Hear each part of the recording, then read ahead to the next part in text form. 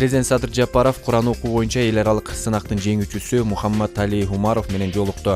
Куран окуу боюнча эл аралык сынактын жеңүүчүсүн куттуктаган мамлекет башчысы бул ийгилик Кыргызстан элинин жалпы жетишкендиги жана сыймыгы экендигин белгиледи. Садыр Жапаров мындай жетишкендик өлкөдөгү дин тутуу эркиндигинин көрсөткүчү жана мамлекеттик диний маселелерде туура саясат жүргүзүп жаткандыгынын натыйжасы экенин кошумчалады.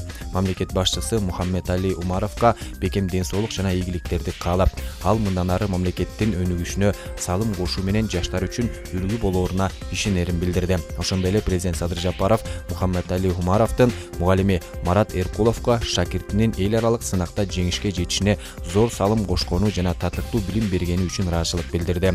3 ай даярданган 24 жаштагы кыргызстандык катышуучу ыйык Куран китебинин 600 барагын жаттап, Сауд Арабия, Бахрейн жана башка бир катар мусулман өлкөлөрүнөн келген катышуучулардын арасынан эң мыкты деп табылган. Жолугушуунун соңунда президент Садыр Жапаров Мухаммад Али Умаровго эң байыркы 400 жылдык тарыхы бар Курандын көчүрмөсүн тапшырды.